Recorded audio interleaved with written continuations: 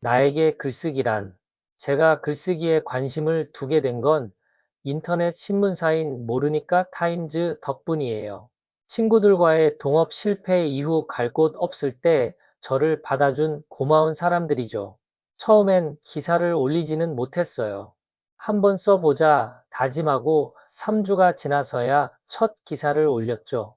그렇게 고생해서 쓴 첫 기사가 나왔으니 기분이 좋았을까요? 안타깝지만 뿌듯함보다 실망감이 더 컸어요.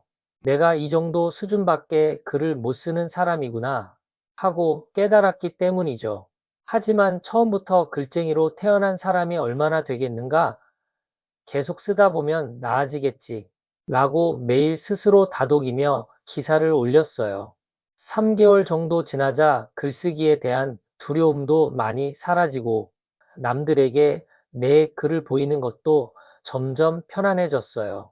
그렇다고 글 쓰는 능력이 크게 좋아졌다는 뜻은 아니에요. 마음이 조금 편안해졌다는 표현이 정확하죠. 이런 작은 자신감 덕분에 기사 쓰기에 어려움을 호소하는 동료 기자들에게 제 경험을 전해 주었어요. 몇몇 사람들은 강의해달라고 요청하기도 했어요. 그렇게 시작한 것이 글쓰기를 통한 자기 이해 강연이에요. 그리고 매주 글쓰기 모임을 진행하게 된 계기가 되었죠. 동시에 블로그에 제 생각을 구체적으로 올리기 시작했어요. 나의 일상, 생각과 의견, 도서와 영화 후기 등 저의 진솔한 삶을 글로 표현했어요. 그렇게 올린 글이 3,500개가 넘었어요. 매일 글을 썼다고 가정하면 10년을 포기하지 않고 이어온 결과물이에요. 흰 눈 내리듯 차곡차곡 쌓여 인간 안상현의 삶을 담은 자랑스러운 기록물이 되었죠. 글을 쓰면 자기 자신을 객관적으로 바라보게 도와줘요. 쓰는 과정에서 나를 보게 되고 쓴 글을 읽으면서 다시 나를 봐요. 나라는 사람을 옆에서 천천히 지켜보는 느낌이에요.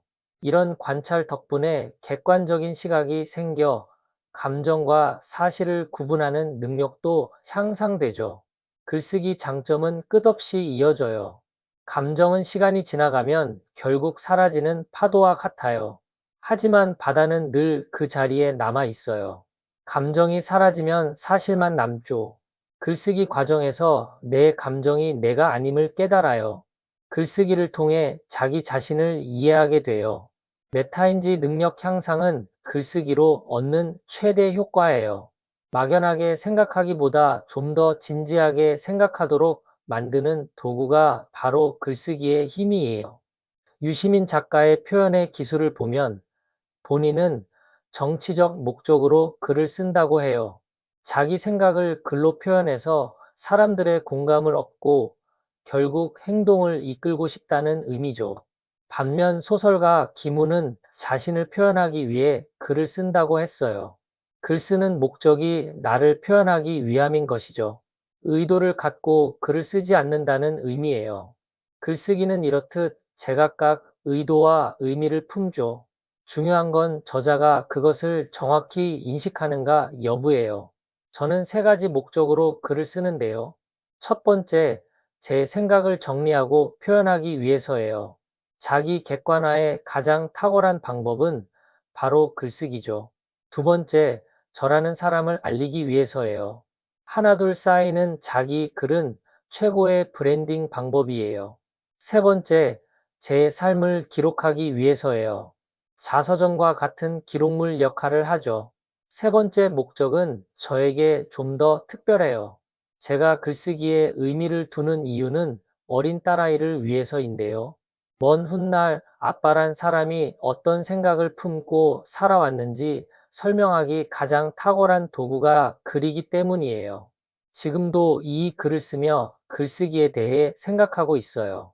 나에게 글쓰기가 뭘까라고 스스로 묻고 글쓰기는 내 삶이고 나 자신이다. 글쓰기는 나를 찾는 가장 훌륭한 도구이며 세상과 자유롭게 소통하는 채널이다. 라고 대답하고 있어요. 이 답변은 시간이 흘러 바뀔 수 있어요.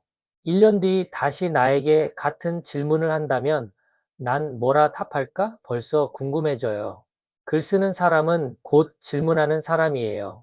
글의 주제를 질문으로 바꿔 늘 품고 다니죠.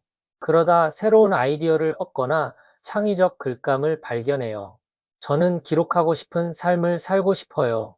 기록하지 않으면 안 되는 그런 삶을 살고 싶어요. 글쓰기는 나를 그렇게 살도록 이끄는 북극성이죠.